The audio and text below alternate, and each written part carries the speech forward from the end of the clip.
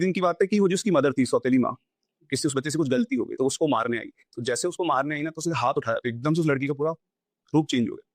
सारे बाल बिखर गए, आँखें बिल्कुल लाल हो गई, खून से भर गई, और ये बड़ी-बड़ी आँखें उसकी बाहर आ गई। और उसने अपनी मदर का हाथ पकड़ा और यूँ ट्विस्ट किया, और ट्विस्ट करते हुए बहुत तेज़ चिल्लाई, और चिल्ला के वो बाहर भागी। तो उसका जो उसने रूप देखा उसको, और उसका हाथ थोड़ी देर के लिए पूरा स्वेल हो गया। और उसके बाद वो जब डॉक्टर के पास गई, एक्स-रे हुआ, तो वहाँ पता लगा कि उसके हाथ में फ्रैक्चर हो गया है। तो शायद उस टाइम पे बच्ची की एज भी 10 या 11 साल की। वो 10-11 साल की बच्ची में इतनी पावर आ गई थी, उसने सिर्फ ट्विस्ट करके उसका हाथ तोड़ दिया। अब वो उससे नाराज़ हो गई, तो उसने क्या किया, उसको अपनी दादी के घर भेज दिया कि तुम अपनी दादी के घर पे जाओ, वहाँ पे रहो, मेरे साथ नहीं रहोगी। फिर वो वहाँ गई, तो वहाँ उसकी दादी और उसकी मामी रहती थी। उसके मामा की पहले डेथ हो चुकी थी, बहुत साल पहले।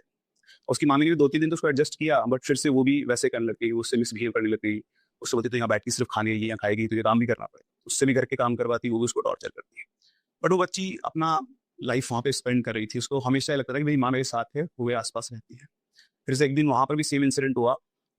उसकी मामी ने उससे कहा था कि अभी दूध गर्म करो, मैं काम करके आ रही हूँ। तो उसने दूध उबाला, दूध बाहर निकल गया। तो निकलते ही वो मामी वापस आती है और बोलती है कि ये क्या किया तुमने? कहा, "ये काम तुमसे ठीक से नहीं होता।" वो भी उसको मारने के लिए दौड़ी। जैसे उसको मारने की दौड़ी, वापस से उसका सेम वही अपीयरेंस आया। वो वापस से उसके बाल बिखर गए, आँखें बिल्कुल लाल हो गई। इस बार उसने अपनी मामी का हाथ पकड़ा, उन्हें नीचे गिरा दिया। नीचे गिरा के इधर-उधर देख के किचन स्लैब पे चाकू उठाया, उसको मारने के लिए दौड़ी। और वो उससे मारने दौड़ती है और वो बाहर भागती है चिल्लाते हुए। तो सभी लोग वापस आते हुए देखते हुए बच्ची बेहोश हुई। तो इस तरह से उसकी मामी के साथ इंसिडेंट हुआ। उसकी जो दादी थी, उन्होंने उसे एक पंडित को दिखाया, पूछा कि इसके साथ ऐसा क्या हो रहा है?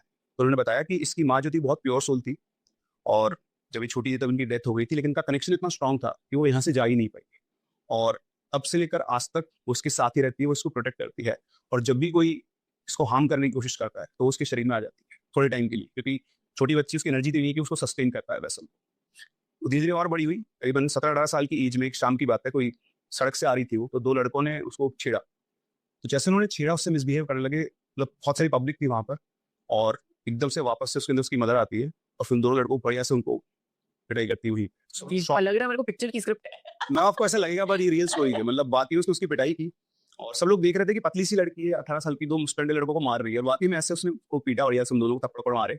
और अब उसकी शादी हो चुकी है, अभी वो रह रही है, लेकिन उसकी मदर अब भी उसके साथ है। तो मुझे मतलब ये ऐसा है कि जैसे आपकी स्टोरी है, आपकी मूवी की जो कॉन्सेप्ट है, बिल्कुल ऐसे ही कि एक मदर हर टाइम प्रोटेक्ट करती है। आप इस मूवी के अंदर वहाँ पे फिज़िकली प्रेज़ेंट होके कर रहे हो, और वो स्पिरिचुअली प्रेज़ेंट होकर अपनी बेटी को प्रोटेक्ट कर रही है।